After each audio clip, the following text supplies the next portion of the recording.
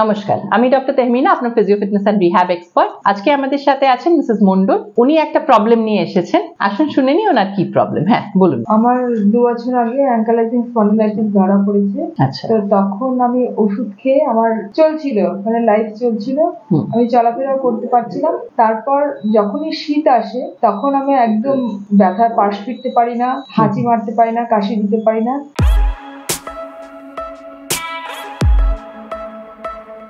Doctor বললেন যে আমাকে এখন বায়োলজি স্টার্ট করতে হবে। আমি করিনি, আমি ওই আয়ুর্বেদিকের কাছে গেছিলাম। তো তারপর গিয়ে আবার দেখাতে গেছি ডাক্তারকে, বলছে এখন আপনার সব ওই ওষুধগুলো বন্ধ, এখন আপনাকে বায়োলজিক্স নিতেই হবে। তো তাও আপনার এই প্রবলেমটা এখন আবার দুদিন ধরে একটু বাড়াবাড়ি হয়ে গেছে, যেটা আপনি বলছিলেন। কি কি প্রবলেম হচ্ছে? চলাফেরা করতে অসুবিধা হচ্ছে, চেয়ার থেকে উঠতে অসুবিধা হচ্ছে, পাশ ফিরতে অসুবিধা হচ্ছে, আমার এই মানে গ্রোয়িং পেন হচ্ছে, গ্রোয়িং একটা পেন হচ্ছে। ওকে, তো এরকম প্রবলেমে যেমন আমাদের অ্যাঙ্কাইলোজিং স্পন্ডিলোসিস এটা হয় কারণ এটা স্পাইন থেকেই শুরু হয়, আর স্পাইনটা পুরো স্টিফ হয়ে যায়, তখন হাঁটা চলা করতে অসুবিধা হয়, ব্যালেন্স ইস্যু হয়, তার সাথে সিঁড়ি ওঠা নামা, স্টেপিং এ হয়তো আপনার একটু অসুবিধা হচ্ছে, একটা কারেন্ট সেন্সেশন হয়তো আপনার পাস করছে। এগুলো সবই অ্যাঙ্কাইলোজিং স্পন্ডিলোসিস এর টিপিক্যাল সিম্পটম। তো আমরা এগুলোকে ডেফিনেটলি রিভার্সও করতে পারি। তার সাথে সাথে যদি পেশেন্টরা কনসিস্টেন্টলি এক্সারসাইজ করতে থাকে তাহলে কিন্তু এই যে বেসিক ফাংশনাল অ্যাক্টিভিটিস পুরো আমরা নর্মালাইজ করে দিতে পারি। তো আসুন দেখে নিই কি কি এক্সারসাইজ করে উনি এই ওনার যে লাইফস্টাইলটা আরো একটু নর্মাল করতে পারে আর ফ্রিলি মুভমেন্টটা করতে পারে।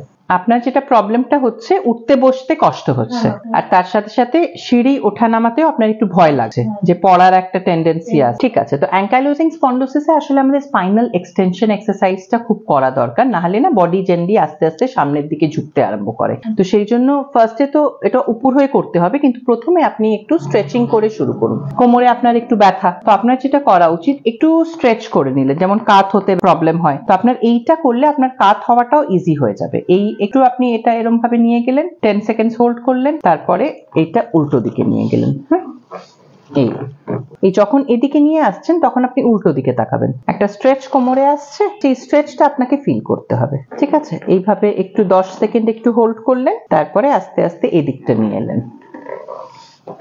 2 নম্বর হচ্ছে দুটো হাঁটু ভাঁজ করে একটু আপনি নিজের দিকে টানুন, এইভাবে একটু 10 অবধি গুনলেন, তারপরে আস্তে আস্তে ছাড়লেন। এটা 2 নম্বর।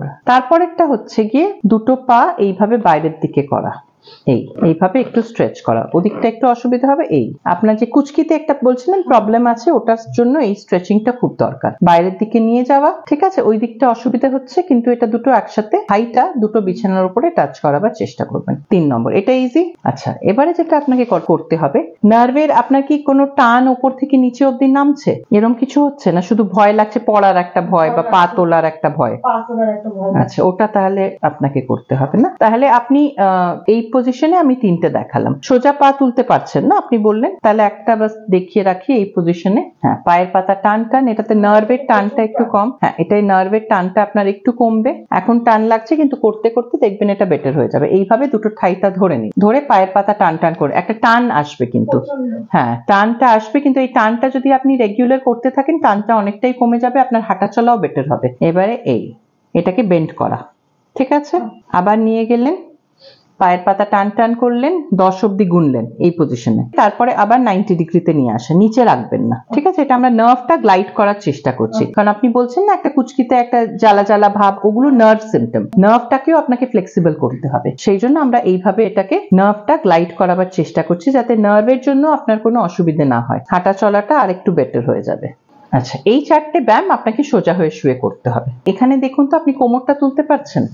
এটা করেন, যেটা আপনি করতে থাকবেন সেটা কিন্তু ইজি হয়ে থাকবে, আর যেটা আপনি করবেন না সেগুলো সব জ্যাম হয়ে যাবে। প্রত্যেকটা জয়েন্টকে মুভ করতে হবে।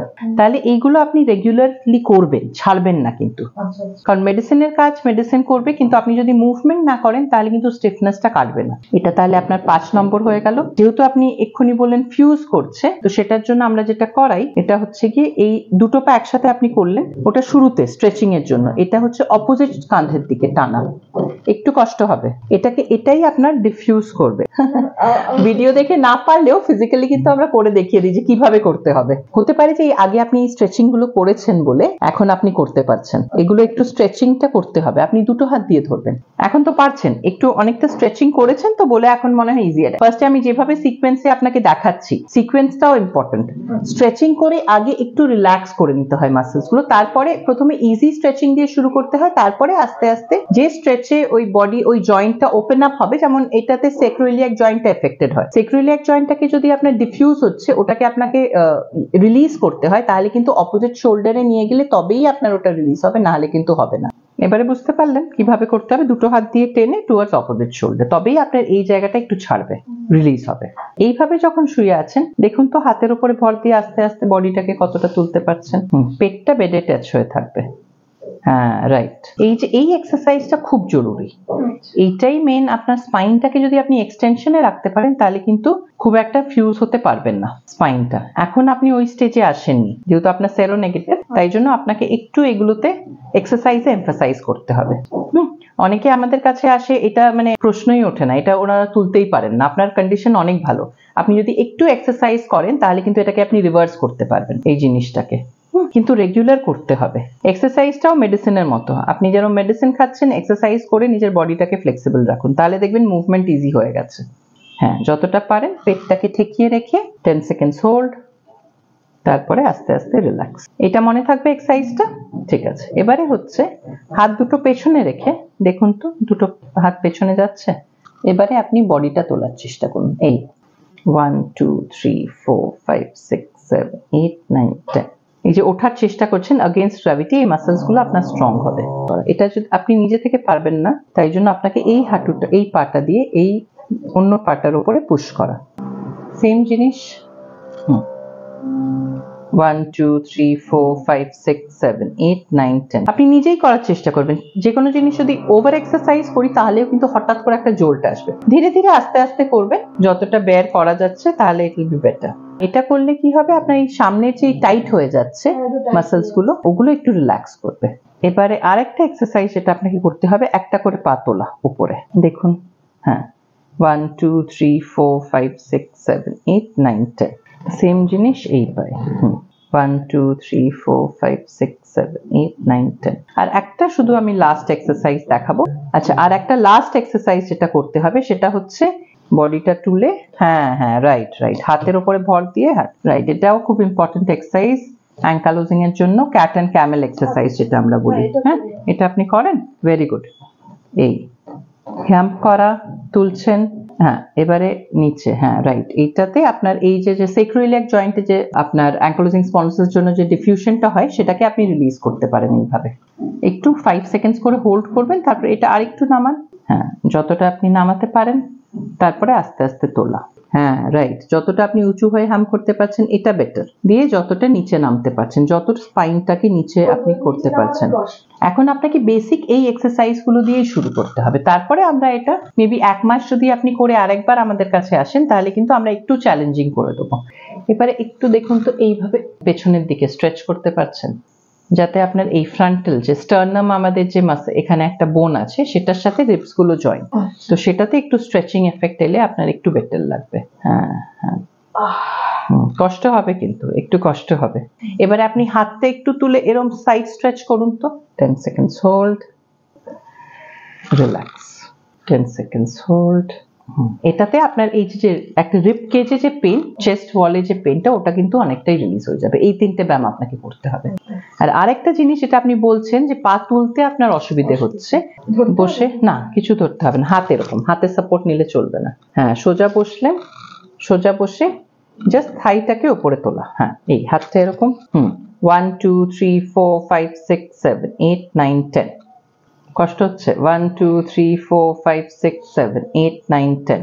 হ্যাঁ, এটা খুব ইম্পর্টেন্ট এক্সারসাইজ, দেখবেন এটা করলে আপনি অনেকটা বেনিফিটেড হবেন। তো এই জিনিসগুলো, একটু যে ভয়টা আছে, এটা কাটাবার জন্য একটা দুটো এক্সারসাইজ আপনাকে দাঁড়িয়ে করতে হবে। সেটা হচ্ছে কি, টোজের উপরে দাঁড়ানো। হ্যাঁ, দু হাতের সাপোর্ট নিন, অসুবিধা নেই, দু হাতের সাপোর্ট নিন। এখন শুরুতে ইউজ, হ্যাঁ হ্যাঁ, এটা এবারে আপনার এই যে সাপোর্টটা নিচ্ছেন চেষ্টা করবেন যতটা কম সাপোর্ট নেওয়ার। Very good.